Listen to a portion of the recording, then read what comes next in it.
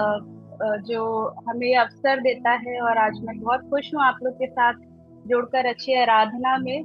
तो प्रभु को सारी आदर महिमा मिले। जब मैं प्रार्थना कर रही थी कि मैं किस टॉपिक पे आज परमेश्वर के वचन से बात करूं, किस टॉपिक पे शेयर करूं, तो मैं कंटिन्यूअस प्रेयर में थी। और जब मैं प्रेयर कर रही थी तो परमेश्वर ने बोला, preach what you are doing. और जो टॉपिक प्रभु ने मुझे दिया वो प्रार्थना है। और अभी भी एक सिस्टर प्रार्थना करी थी, उन्होंने यही बोला कि प्रभु हमें प्रार्थना में बढ़ाना चाहता है। और मैंने नोटिस नहीं करा, लेकिन शायद ग्रुप का नाम भी प्रेयर वॉरियर्स है। तो शायद परमेश्वर आज हमसे कुछ हम सब ने प्रार्थना के विषय में बहुत बार सुना है। हम सब प्रार्थना का जीवन जीते हैं, लेकिन शायद परमेश्वर आज कुछ बातों से फिर से हमें कुछ बातें रिकॉल कराना चाहता है, कुछ बातें दोबारा हमें याद दिलाना चाहता है। और शायद प्रार्थना के जीवन में और भी गहराई में हमें लेकर चलना चाहता है। तो इससे पहले हम वचन में जाएंगे, मैं चाहती हूँ हम एक छोटी सी प्रार्थना करें।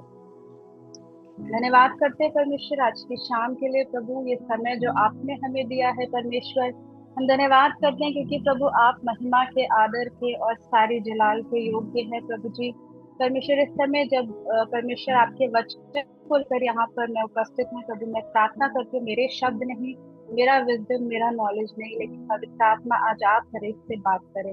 पवित्र आत्मा आज आप इस वचन के द्वारा एक एक को परमेश्वर छुए प्रभु।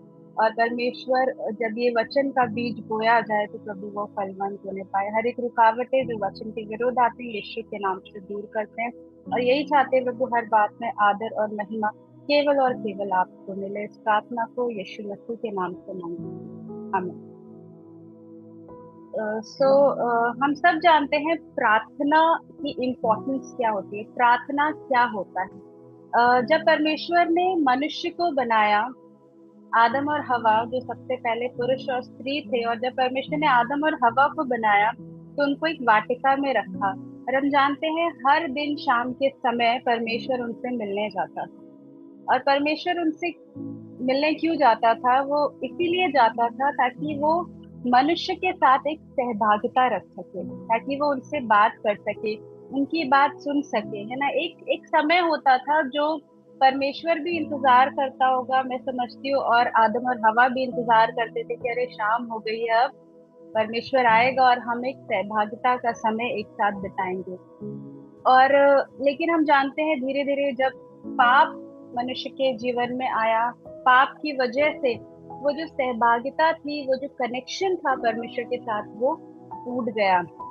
और मनुष्य को परमेश्वर ने अदन की वाटिका से निकाल दिया। और वैसा एक सहभागिता जो आमने सामने होता था वो खत्म हो गया। लेकिन परमेश्वर का एक और प्लान था जो प्रभु यीशु के द्वारा उसने पूरा किया, क्योंकि प्रभु परमेश्वर जो है वो अपनी सृष्टि से, हमसे और आपसे प्रेम करता, और वो नहीं चाहता था कि हम अलग रहे। इसलिए यीशु के द्वारा फिर से हमारा कनेक्शन हो गया। लेकिन आज हम परमेश्वर के साथ जो सहभागिता रखते हैं, जब हम प्रभु के निकट जाते हैं, जब हम उससे बात करते हैं, उस एक्ट को हम कहते हैं प्रार्थना। यानी प्रार्थना के द्वारा हम परमेश्वर के साथ क्या करते हैं? सहभागिता करते हैं, है ना। तो प्रार्थना जो है, जब हम विश्वास की बात करें, या जब हम एक मसीही विश्वास की बात करें, जब हम प्रभु में आते हैं, जब हम विश्वास में आते हैं, तो सबसे इम्पोर्टेंट जो फाउंडेशन होता है विश्वास का, वो दो चीजें होती हैं, मैं समझती हूँ। एक है प्रार्थना और एक है परमेश्वर का वचन, जो सबसे इम्पोर्टेंट है। क्योंकि बिना कम्युनिकेशन के, बिना परमेश्वर से बात करके हम एक जयवंत जीवन, हम एक मसीही जीवन नहीं जी सकते हैं। और बिना, जब तक हमारा प्रभु के वचन को हम नहीं सीख सकते, जब तक हम प्रभु के वचन को नहीं सुन पाते, हम आगे नहीं बढ़ सकते एक मसीही जीवन में। तो हम कह सकते हैं प्रार्थना एक तरीके का एक कम्युनिकेशन है, एक वार्तालाप है जो हम परमेश्वर के साथ करते हैं। तो इसमें हम अलग अलग तरीके से प्रभु के सन्मुख अपनी आराधना को भी रखते हैं, हम अपनी जरूरतों को भी रखते हैं। लेकिन एक्चुअल में प्रार्थना क्या है? वो एक कम्युनिकेशन है और एक वार्तालाप है जो हम परमेश्वर के साथ करते हैं। मैं चाहूंगी हम प्रभु के वचन से निकालेंगे, हम सब इसको कई बार पढ़ चुके हैं। मत्ती उसका 6वां अध्याय, Matthew chapter 6 versus 5 to 14। But अभी हम पूरा नहीं पढ़ेंगे, हम धीरे धीरे करके इसको पढ़ेंगे एंड स्टेप बाय स्टेप हम देखेंगे। यहाँ पर मत्ती 6 अध्याय उसका 5 से 14 तक हम जानते हैं यहाँ पर प्रार्थना के विषय में दिया है। और प्रभु यीशु मसीह ने सिखाया, जब चेलों ने पूछा कि पिता हमें सिखा कि हमें प्रार्थना कैसे करना है, तो प्रभु यीशु मसीह यहाँ पर प्रार्थना करना सिखाते हैं। और कुछ चीजों को वो यहाँ पर बताते हैं। जब हम लॉर्ड्स प्रेयर देखते हैं उससे पहले कुछ बातें प्रभु यीशु मसीह यहाँ पर बताते हैं। तो हम सबसे पहले देखेंगे 5th वर्स में। अगर कोई पढ़ सकता है मेरे लिए तो इट वुड बी ग्रेट। मत्ती 6 और उसका 5वां पद। और जब तू प्रार्थना करे तो कपटियों के समान ना हो, क्योंकि लोगों को दिखाने के लिए नहीं, सभाओं और सड़कों की मोड़ों पर खड़े होकर प्रार्थना करना उनको अच्छा लगता है। मैं तुमसे सच कहता हूँ कि वे अपना प्रतिफल पा चुके। Thank you so much sister. यहाँ पर हम देखते हैं प्रभु यीशु मसीह कहते हैं, सबसे पहली बात जो उन्होंने कहा, जब तू प्रार्थना करे तो कपटियों के समान ना हो, क्योंकि लोगों को दिखाने के लिए वो आराधनालयों में और सड़कों के मोड़ों पर खड़े होकर प्रार्थना करते हैं। हम जानते हैं यहाँ पर प्रभु यीशु मसीह किनको संबोधित कर रहे हैं। वो सदूकी और फरीसियों के विषय में कह रहे थे, जो ज्यादातर प्रार्थनाएं सड़कों पे खड़े होके करते थे या फिर मोड़ पे खड़े होके करते थे। और यहाँ प्रभु यीशु मसीह सबसे पहली बात करते हैं कि हमें ऐसी प्रार्थना नहीं करना है। अब क्वेश्चन ये आता है कि क्या पब्लिक प्लेस पर या सार्वजनिक स्थान पर प्रार्थना करना गलत है? कोई इसका उत्तर देना चाहता है? क्या सार्वजनिक स्थान पर या सड़क पर या पब्लिक प्लेस पर प्रार्थना करना गलत है या सही है? आप लोग बोल सकते हैं अगर आप चाहें अनम्यूट करके। अगर प्रार्थना जो है, सिस्टर मैं अंतिमा बोल रही हूँ, अगर प्रार्थना दिखावे के लिए है तो वो गलत है, और प्रार्थना अगर दिखावे के लिए नहीं है तो वो कहीं भी की जाए एक्सेप्टेबल है। Thank you so much, thank you. तो बिल्कुल ठीक बोला। प्रभु यीशु मसीह का ये मतलब नहीं था कि हम सार्वजनिक स्थानों पर या पब्लिक प्लेसेस पर प्रार्थना नहीं कर सकते। हम बिल्कुल कर सकते हैं, लेकिन यहाँ पर प्रभु यीशु मसीह ने उनको इसीलिए डांटा कि वो प्रार्थना केवल लोगों को दिखाने के लिए ना करे, है ना। प्रभु यीशु मसीह भी हम जानते हैं वो पब्लिक प्लेसेस पे प्रार्थना करते थे। जब वो बीमारों को चंगा करते थे वो प्रार्थना करते थे। जब उन्होंने 5 रोटी 2 मछली लोगों को बांटी, उन्होंने प्रार्थना करा स्वर्ग की ओर हाथ बढ़ाकर। तो वो प्रार्थना करते थे, लेकिन कभी भी उन्होंने मनुष्यों को दिखाने के लिए प्रार्थना नहीं करा। इसी तरीके से परमेश्वर चाहता है कि मैं और आप भी जब हम प्रार्थना करें तो वो प्रार्थना, जैसे हमने देखा, इट्स अ कन्वर्सेशन, ये बातचीत है। हम मनुष्यों को दिखाने के लिए ना करें। ऐसा नहीं कि हम बाहर नहीं कर सकते हैं, लेकिन कई बार हम देखते हैं हमारे फैमिलीज में या आपके नोन में कुछ लोग होंगे, मैं कुछ लोगों को रिकॉल कर पा रही हूँ, जब भी प्रार्थना करेंगे तो पहले वो अनाउंस करते हैं, हम प्रार्थना में जा रहे हैं, मेरा प्रार्थना का टाइम है, या मैं अभी प्रार्थना करके उठा हूँ, मैं प्रार्थना करके उठी हूँ, मैं प्रार्थना, मतलब हर टाइम जितना वो प्रार्थना नहीं करते उतना ज्यादा वो एडवर्टाइजमेंट करते हैं कि हम प्रार्थना करने जा रहे हैं। लेकिन प्रार्थना एक ऐसा समय होता है जब हम अपने परमेश्वर के साथ एक इंटीमेट रिलेशनशिप में होते हैं और जब हम उनसे बातचीत कर रहे होते हैं, है ना। जब किसी भी लड़का या लड़की की शादी होती है, शादी होने से पहले आजकल टाइम होता है एंगेजमेंट के बाद, हम एक दूसरे से बात करें, एक दूसरे को अंडरस्टैंड करें, और फोन कॉल्स पे अक्सर बात होती है। तो क्या ऐसा होता है कि जब हम उनसे बात करें तो हम हर बार जाके लोगों को बता रहे हैं, अरे मैंने उससे बात करी या मैंने उससे ये बात करी? ऐसा नहीं है ना। It's a very private thing and we keep it private, क्योंकि वो मेरे और मेरे प्रेमी के बीच की बात है जो हम लोगों को नहीं बता सकते, because it's a private thing, it's a intimate thing for me and my lord. तो जब हम परमेश्वर के सन्मुख जाते हैं, जब हम प्रार्थना में जाते हैं, ये एक बहुत ही व्यक्तिगत बात है, एक व्यक्तिगत चीज है जो हम परमेश्वर के साथ करते हैं। हम उससे बात करते हैं, हम उसकी बात सुनते हैं, हम उससे वार्तालाप करते हैं, हम कम्युनिकेट करते हैं। तो प्रभु यीशु मसीह कह रहा है कि जब तुम कम्युनिकेट करो, जब तुम प्रार्थना करो, तो लोगों को दिखाने के लिए मत करो, है ना। हम मीटिंग्स, हम ग्रुप्स में भी प्रार्थना करते हैं, लेकिन टू ग्लोरीफाई गॉड, और परमेश्वर की महिमा के लिए, है ना। उसके बाद हम अगले पद में जाएंगे, 6th वर्स। परंतु जब तू प्रार्थना करे तो अपनी कोठरी में जा और द्वार बंद करके अपने पिता से जो गुप्त में है प्रार्थना कर, और तब तेरा पिता जो गुप्त में देखता है तुझे प्रतिफल देगा। जी, अब यहाँ पर प्रभु यीशु मसीह कह रहे हैं, जब तू प्रार्थना करे तो अपनी कोठरी में जा, ठीक है, द्वार बंद करके अपने पिता से जो गुप्त में है प्रार्थना कर। अगेन एक चीज यहाँ पर कही जा रही है कि प्रार्थना कैसे करना है, गुप्त में करना है या फिर कोठरी में करना है। मुझे लगता है यहाँ पर कोठरी या बंद दरवाजे जो है वो केवल एक फिजिकल स्टेट को नहीं दिखा रहा है, लेकिन प्रभु यीशु मसीह यहाँ बात कर रहे हैं कि हमारी दिमागी स्थिति कैसी है जब हम प्रार्थना करने जा रहे हैं, ठीक है। जरूरी है, हो सकता है कि हम लोगों के बीच में हो, लेकिन फिर भी हम परमेश्वर से अपने दिमाग से या अपने दिल से कनेक्ट कर पाए। तो यहाँ पर प्रभु यीशु मसीह इस बात पर जोर नहीं दे रहा कि आप कमरे में ही बंद करके प्रार्थना करें। दैट इज नॉट रॉन्ग, वो भी जरूरी है। कई बार हम अपने घर में भी होते हैं, लोग होते हैं, हमको जरूरत होती है कि हम कई बार अकेले में प्रार्थना करें। पर यहाँ पर प्रभु यीशु मसीह बंद दरवाजे या कोठरी से अधिक यीशु मसीह दिमागी स्थिति के बारे में बात कर रहे हैं कि हमारा दिमाग कहाँ पर है ना। कई बार हम ऐसी पावरफुल प्रेयर्स को देखते हैं जो ऐसे स्थानों में करी गई जहां पर प्रार्थना करना असंभव था, है ना। कई लोगों ने जंगलों में प्रार्थना करी जहां पर बिल्कुल भी वातावरण उनके अनुकूल नहीं था। हम जानते हैं पौलुस सिलास ने जेल में प्रार्थना और आराधना करी जहां पर बिल्कुल भी सर्कमस्टेंसेस उनके फेवर में नहीं थी।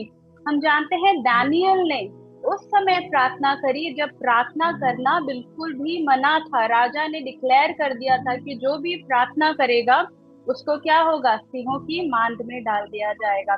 लेकिन यहाँ पर हम देखते हैं दानियल ऐसे सर्कमस्टेंसेस में भी वो अपने आप को परमेश्वर से कनेक्ट कर पाया और उसने प्रार्थना को प्रायोरिटी दी।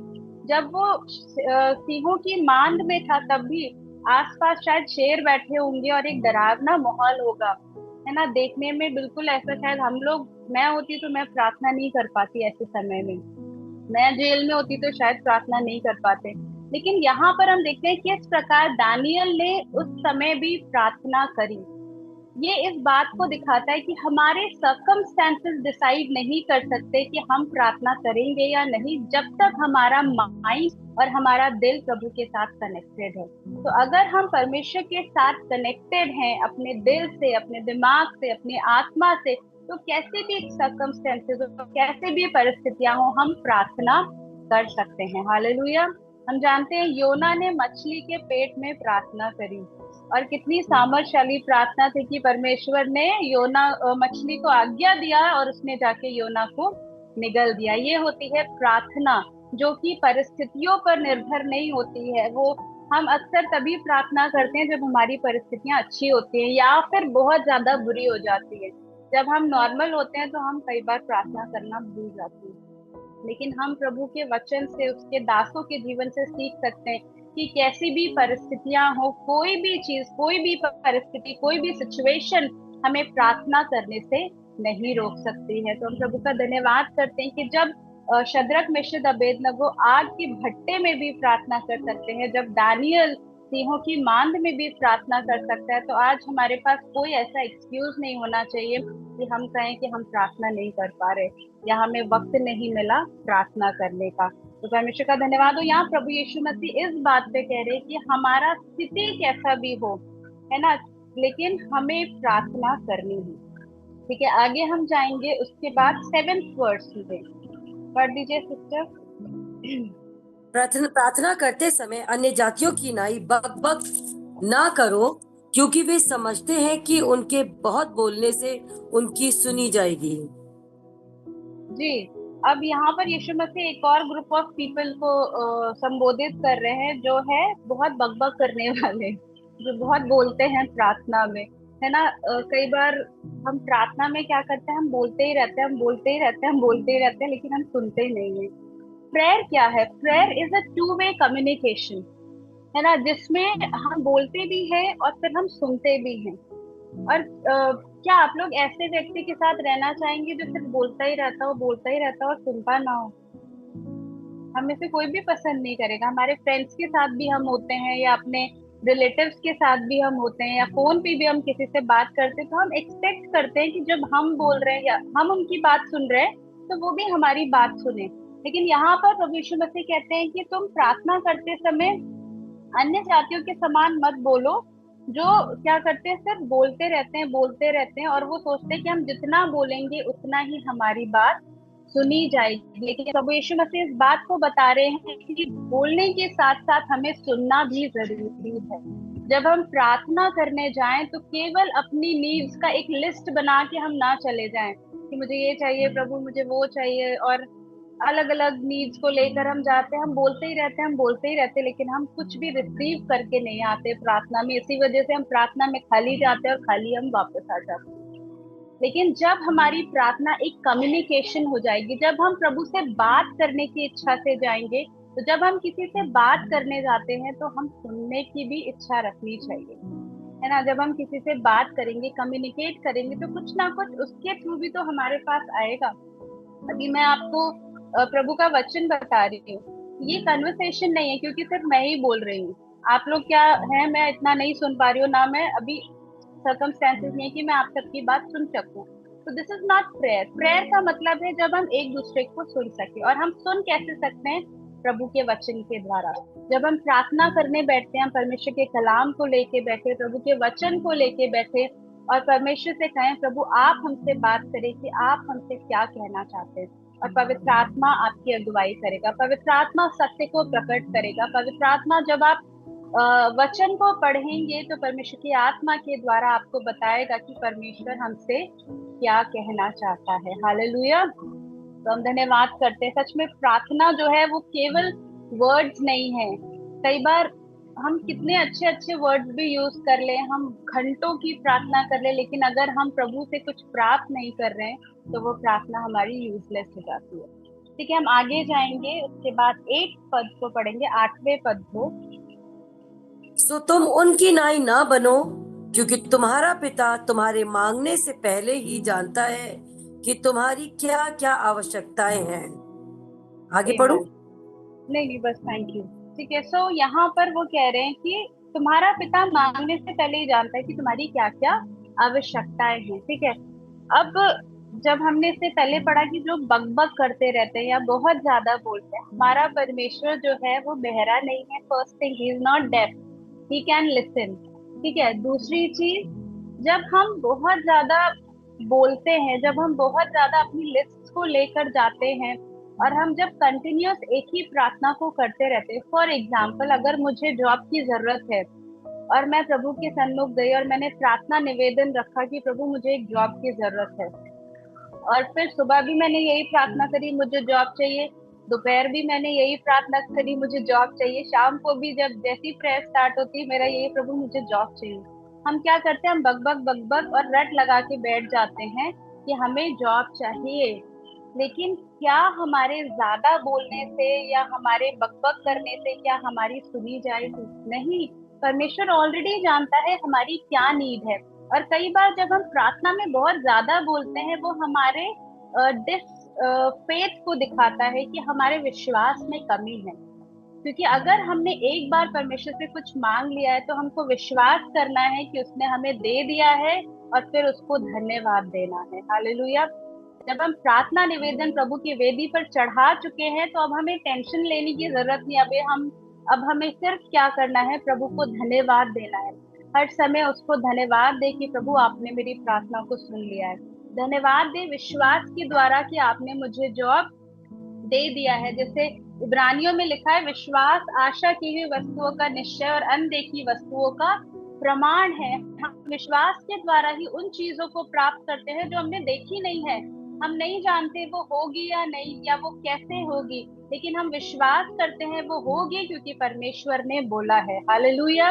परमेश्वर ने हमें पवित्र आत्मा दिया है, हम विश्वास करते हैं कि पवित्र आत्मा हमारे साथ है ना। परमेश्वर ने बहुत सारी आत्मिक ब्लेसिंग्स हमारे लिए दी, हम विश्वास करते हैं कि प्रभु ने हमें वो दी है। तो विश्वास जब आता है तो वहां पर प्रार्थना शायद छोटी भी हो जाए लेकिन वो इफेक्टिव होती है।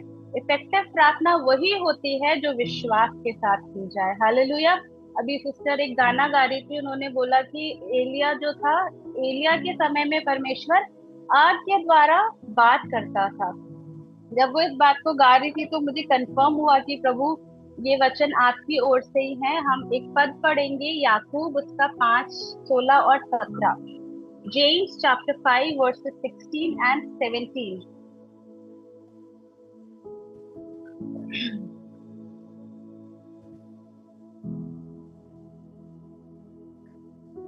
याकूब 5 अध्याय 16 और 17।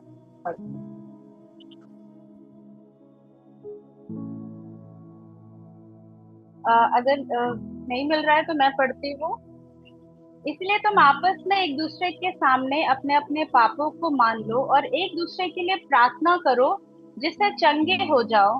धर्मी जन की प्रार्थना के प्रभाव से बहुत कुछ हो सकता है। और 17 पद में इस प्रकार लिखा है, एलिया भी तो हमारे समान दुख सुख भोगी मनुष्य था और उसने गिड़गिड़ा कर प्रार्थना की कि मेघ ना बरसे, और 3.5 वर्ष तक भूमि पर मेघ नहीं बरसा। हालेलुया। यहाँ पर लिखा है एलिया, सबसे उससे पहले लिखा है कि धर्मी जन की प्रभावशाली प्रार्थना से बहुत कुछ हो सकता है। अब ये प्रभावशाली प्रार्थना है क्या? प्रभावशाली प्रार्थना है क्या जो एलिया ने करा? एलिया ने कोई लंबी चौड़ी प्रार्थना नहीं करी। अभी टाइम नहीं है, वरना हम उस इंस्टेंस में जाते हैं। अगर आप लोग चाहे आप लोग बाद में पढ़ सकते हैं। पहला राजा उसका 18 अध्याय 30 से लेके 40 पद तक, या पूरे अध्याय को आप पढ़ सकते हैं। वहां हम देखते हैं किस प्रकार एलिया जो है वो बाल के पुजारियों को चैलेंज करता है कि तुम अपने गॉड को बुलाओ और मैं अपने परमेश्वर को बुलाऊंगा, और देखते हैं कौन आग भेजकर इस बलिदान को स्वीकार करता है, और ये प्रूव हो जाएगा कि सच्चा परमेश्वर कौन है। वहां पर हम कुछ चीजों को देखते हैं। एलिया जो है प्रार्थना करता है, और एलिया सिर्फ 1 मिनट की वहां प्रार्थना करता है और सिर्फ ये कहता है कि प्रभु तू अपने आप को प्रकट कर, आग भेज, ताकि ये लोग जान सके कि आप सच्चे परमेश्वर है। लेकिन प्रार्थना करने से पहले वो कुछ करता है। वहां पर वो एक वेदी को बनाता है, और वो वेदी की पहले वो मरम्मत करता है।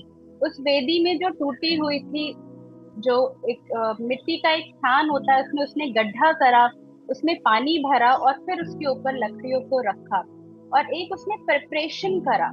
और जब उसने प्रार्थना करी, आफ्टर द प्रिपरेशन परमेश्वर ने स्वर्ग से आग को भेजा और इस बात को प्रकट करा कि मैं जीवित परमेश्वर हूँ। यहाँ हम देखते हैं एलिया भी हमारे समान ही था, लेकिन उसने एक छोटी सी प्रार्थना करी। लेकिन उसकी प्रार्थना क्यों सुनी गई? क्योंकि उसने विश्वास के साथ प्रार्थना करा, और साथ ही साथ उसने अपने जीवन को प्रिपेयर करा, उस जगह को प्रिपेयर करा। इसी तरीके से परमेश्वर चाहता है कि हम भी क्या करें, अपने अपने स्पिरिचुअल लाइफ की मरम्मत करें, हम अपने आत्मिक जीवन की मरम्मत करें। कई बार हमारी प्रार्थनाएं इसीलिए नहीं सुनी जाती क्योंकि हमारे जीवन में वो कंकड़, वो पत्थर और वो छोटी छोटी बातें होती हैं जो हमारी प्रार्थनाओं को रोक देती हैं। जिस प्रकार इसने वेदी की मरम्मत करी, आज हमारी वेदी कैसी है? आज हमारा प्रार्थना का जीवन कैसा है? उससे पहले हमारा स्वयं का जीवन कैसा है? कई बार हम लोगों के प्रति द्वेष रखते हैं मन में, हम लोगों को क्षमा नहीं कर पाते हैं, हम बुराइयों में होते हैं, और ऐसी छोटी छोटी बातें हमारे जीवन में होती है जो हमारे प्रार्थना की वेदी को तोड़ देती है, जिसकी वजह से हम कितनी भी प्रार्थना करें, परमेश्वर का तेज, परमेश्वर का आत्मा और परमेश्वर की आग कभी नहीं उतर पाती है। लेकिन एलिया के जीवन से हम सीख सकते हैं कि अगर हम चाहते हैं कि हमारी एक शक्तिशाली प्रार्थना हो, जैसा कि याकूब में लिखा है कि धर्मी जन की प्रभावशाली प्रार्थना से बहुत कुछ हो सकता है। वो प्रभाव तभी आएगा प्रियो जब मेरा और आपका जीवन एक पवित्र जीवन होगा, जब मेरा और आपका जीवन परमेश्वर के वचन के अनुसार होगा, जब हमारा जीवन राइट होगा, जब हम प्रभु के वचन पर सही होंगे, जब हमारे अंदर कोई भी अपवित्रता नहीं होगी, जब हमारे अंदर कोई भी वो बातें नहीं होंगी जो प्रभु को पसंद नहीं है, तो मैं आपको गारंटी देती हूँ हम एक छोटी सी भी प्रार्थना करेंगे तो प्रभु उसको सुनकर उत्तर देगा। हालेलुया। क्योंकि परमेश्वर ऐसे ही बलिदान से प्रसन्न होता है, वो आज्ञा मानने से प्रसन्न होता है। तो यहाँ पर प्रभु यीशु मसीह ये कहते हैं, तुम बार बार क्यों पुकार रहे हो, तुम बार बार क्यों बोल रहे हो? अगर तुम्हारा जीवन ठीक है तो परमेश्वर तुम्हारी हर जरूरत को जानता है ना। और हम जानते हैं प्रभु के वचन में भी लिखा है कि पहले उसके धर्म और राज्य की खोज करो तो हर एक वस्तु क्या होगी, हमें मिल जाएगी। इसीलिए सिर्फ अपने नीड्स को लेकर ही हम प्रभु के पास ना जाएं, कि अपने लिस्ट को हमने लगा दिया है, जैसे हम कचहरी में अपनी अर्जी या कोर्ट में लगा देते कि अब पूरी हो जाएगी। ऐसा नहीं है। जब हमारा जीवन ठीक होगा, जब हम प्रभु के साथ राइट होंगे, जब हम एक राइचियस जीवन जिएंगे, तो परमेश्वर अपने आप हमारी हर जरूरतों को, हमारी हर नीड्स को मांगने से पहले ही पूरा करेगा। हालेलुया, प्रभु का धन्यवाद हो, प्रभु को महिमा मिले। फिर हम आगे जाएंगे 9 पद 10 पद। हम उसको पूरा पढ़ेंगे नहीं क्योंकि इतना टाइम भी हमारे पास नहीं है, लेकिन हम सब इस पद को जानते हैं, इस प्रेयर को जानते हैं जो प्रभु यीशु मसीह ने सिखाया है कि इस रीति से तुम प्रार्थना किया करो कि ए है हमारे पिता तू जो स्वर्ग में है, तेरा नाम आए। आप सबने इस प्रार्थना को कई बार सुना है। इसको हम कहते हैं लॉर्ड्स प्रेयर या प्रभु की प्रार्थना। ठीक है, यहाँ पर परमेश्वर प्रभु यीशु मसीह ये नहीं कह रहा है कि हमको यही प्रार्थना करनी है या इसी को दोहराना, लेकिन प्रभु एक ऑर्डर सिखा रहा है कि किस प्रकार हमें प्रार्थना को करना है। और सबसे पहले अगर आप देखोगे तो यहाँ 10 पद में लिखा है तेरा राज्य आए, तेरी इच्छा जैसे स्वर्ग में पूरी होती है वैसे ही पृथ्वी पर हो। और उससे पहले लिखा है तेरा नाम पवित्र जाना जाए। तो जब भी हम प्रार्थना करते हैं, हमारी प्रार्थना की शुरुआत या हमारा प्रार्थना के पीछे जो मोटिव है वो क्या है, वो प्रभु यीशु मसीह बहुत क्लियर करते हैं। तो सबसे पहला चीज जो हमें करना है प्रार्थना करते समय वो है कि प्रभु के नाम को महिमा देना है। परमेश्वर का नाम जो पवित्र है, यहाँ लिखा है तेरा नाम पवित्र माना जाए। प्रभु के नाम को पवित्र करना है वो हम तभी कर सकते हैं जब हमारा जीवन भी पवित्र होगा। परमेश्वर के वचन में लिखा है तुम पवित्र बनो जैसा मैं पवित्र हूँ। तो सबसे पहली चीज जो जब हम प्रार्थना करने जाते हैं वो है पवित्रता। अगर हमारे जीवन में पवित्रता नहीं है प्रियो, तो हमारी प्रार्थना नहीं सुनी जाएगी। दूसरी चीज है तेरा राज्य आए, योर किंगडम कम। आज कितनी बार जब हम प्रार्थना में जाते हैं तो हम प्रभु के राज्य की बढ़ोतरी के लिए सबसे पहले प्रार्थना करते हैं। आजकल हमारी प्रेयर जो होती है वो हमारी नीड से शुरू होती है। प्रभु तेरा धन्यवाद, मुझे ये चाहिए, मेरे बच्चे को ये चाहिए, उसकी जॉब लग जाए, उसकी शादी हो जाए, मेरा काम हो जाए। फिर एंड में हाँ प्रभु हमारे देश पर भी आशीष दे दे, हाँ प्रभु तेरा राज्य भी बढ़ जाए। लेकिन हम ऑर्डर को क्या करते हैं, हम उल्टा कर देते हैं। लेकिन प्रभु यीशु मसीह ने क्या सिखाया, पहले क्या करो, परमेश्वर के नाम को पवित्र करो और फिर उसके राज्य के लिए प्रार्थना करो।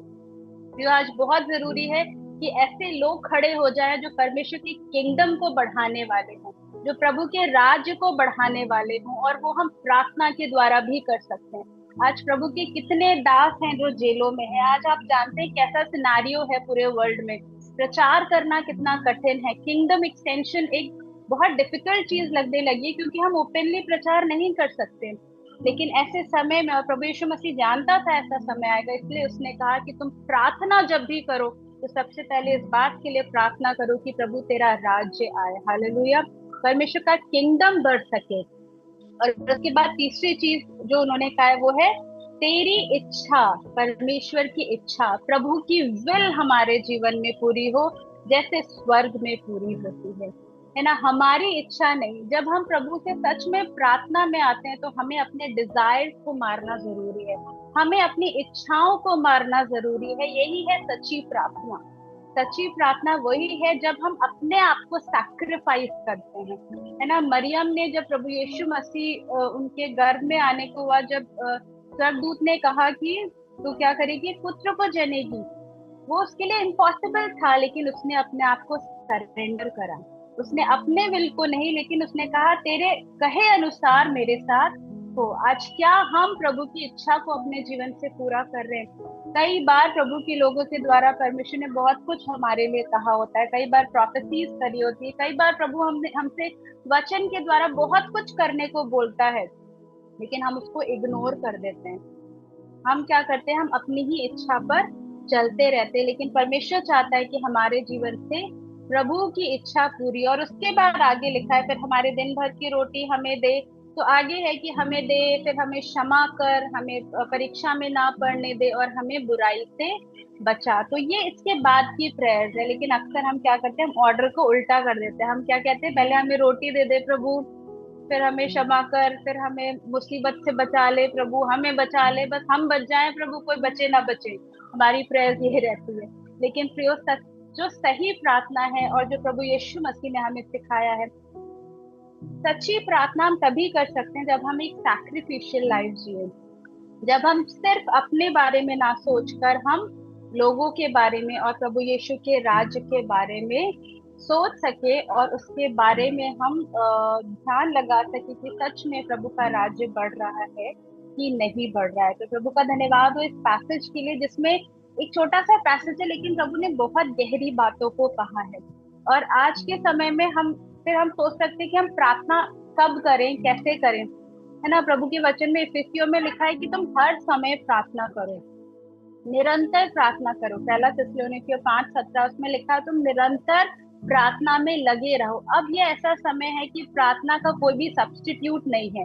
अगर हमारे जीवन में प्रार्थना नहीं है, अगर हमारे जीवन में वचन नहीं है प्रयोग, तो हम अपनी मसीही दौड़ में आगे नहीं दौड़ सकते। लेकिन क्वेश्चन है कि हर टाइम हम कैसे प्रार्थना करें। हम हर टाइम घुटनों पे तो नहीं आ सकते, लेकिन प्रार्थना करना केवल घुटनों पे आना या केवल हाथ उठाना या केवल आंख बंद करना नहीं है। प्रार्थना एक जीवन शैली है। Prayer is a life style जो हमें अपनाना जरूरी है। हम जहां भी रहे, हम जो भी कार्य करें, उस हर समय में, चाहे हम अपने जॉब्स में, हम हर समय में प्रार्थना कर सकते हैं। लेकिन कोई भी लाइफ स्टाइल को अडाप्ट करने के लिए हमें प्रैक्टिस करनी पड़ती है, और इसके लिए भी हमको प्रैक्टिस करना जरूरी है। हम तभी हर समय प्रार्थना कर पाएंगे जब हम अपने घर में, अपने कमरों के बंद कमरे में भी प्रार्थना करते हैं, है ना। तभी हमारा लाइफ जो है वो एक हमारा लाइफस्टाइल जो है वो एक प्रार्थना का जीवन हो पाएगा। जरूरी नहीं है प्रार्थना को कभी भी हम टाइम लिमिट से नहीं जज कर सकते कि आधा घंटा करा, 1 घंटा करा तो प्रार्थना कर लिया। कई बार हम प्रार्थना में होते हैं ना, चर्च में भी हम कई बार जाते हैं, लेकिन हमारा दिमाग हमारे घर पे होता है। लेडीज भी घर में सुबह सारा काम वाम करके प्रेशर कुकर में छोले चढ़ाए और प्रार्थना करने बैठ गए, फिर लेकिन ध्यान कहाँ रहता है, किचन में कितनी सीटी हुई, बीच बीच में हम उठ के जाते हैं। तो that is not prayer. Prayer का मतलब समय से नहीं है। प्रेयर का मतलब है कि जितने भी समय हम प्रार्थना कर रहे हैं, क्या सच में हमारा कनेक्शन परमेश्वर के साथ है, क्या हमारा मन उससे जुड़ा हुआ है, क्या भीड़ में भी जब हम प्रभु से प्रार्थना कर रहे तो उस समय सिर्फ मैं और मेरा प्रभु बात कर रहा है। परमेश्वर का वचन कहता है प्रार्थना में लगे रहो। ये समय है कि हमें हर समय प्रार्थना करना, अपने देश के लिए प्रार्थना करना, अपने जवानों के लिए प्रार्थना करना, अपने बच्चों के लिए प्रार्थना करना, अपने परिवार के लिए प्रार्थना करना है, क्योंकि शैतान जो है वो शेर जो है वो हमें फाड़ने के लिए तैयार है। लेकिन अगर हमें प्रोटेक्शन चाहिए तो हमें प्रार्थना का जीवन अपनाना होगा। और प्रभु यीशु मसीह ने हमें एक बहुत अच्छा आदर्श दिया है अपने जीवन को दिखा के। मैं सोचती हूँ प्रभु यीशु मसीह को क्या जरूरत थी प्रेयर की, वो खुद परमेश्वर के पुत्र थे, लेकिन उन्होंने हमें एक एग्जाम्पल सेट करके दिया है कि बिना प्रार्थना के तुम इस पृथ्वी पर नहीं रह सकते। आज हमें अपने आप को जांचना है, आज हमें अपने आप को फिर से एग्जामिन करना है कि क्या सच में मेरा प्रेयर लाइफ जैसा प्रभु का वचन, जैसा प्रभु यीशु मसीह ने सिखाया वैसा है या नहीं है। क्योंकि हम प्रार्थना ही हमें बोल्ड बनाता है, प्रार्थना ही हमें दृढ़ बनाता है, हमें करेजियस बनाता है। आज के समय में जब सताव इतना बढ़ रहा है, हम अंत के दिनों में जा रहे हैं, तो प्रार्थना ही है जो हमें विश्वास में खड़ा रहने में मदद करेगा। अगर हमारा प्रार्थना का जीवन नहीं है तो शायद हम भी प्रभु का इनकार कर देंगे। इसलिए बहुत जरूरी है कि हम प्रार्थना करें। प्रार्थना जो है वो परमेश्वर के प्लान को अनलीश करता है। प्रार्थना प्रभु के योजनाओं को हमारे जीवन में बताता है। आज कई जवान है जिनको पता नहीं हम कहाँ जा रहे हैं, हम क्या करना है, हमारा फ्यूचर क्या होना, कुछ नहीं, बस चलते जा रहे हैं, flowing with the going with the flow.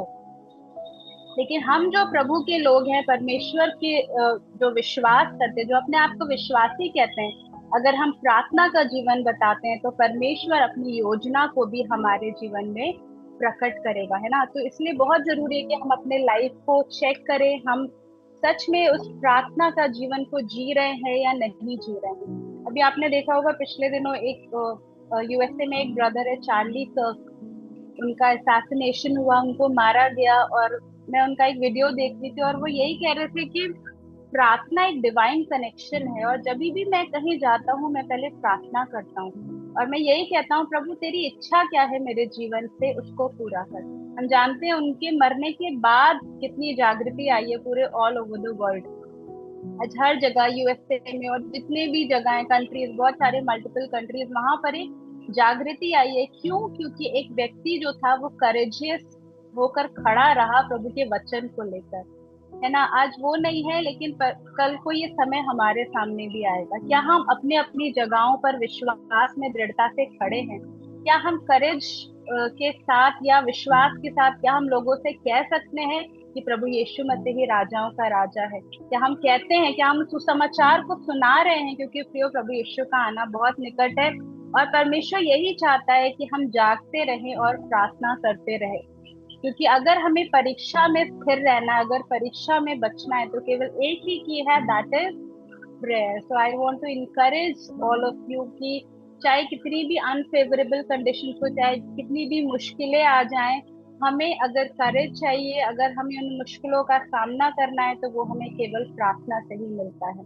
और प्रार्थना के द्वारा ही हम परमेश्वर को जान सकते हैं ना। हम जानने और पहचानने में बहुत डिफरेंस होता है।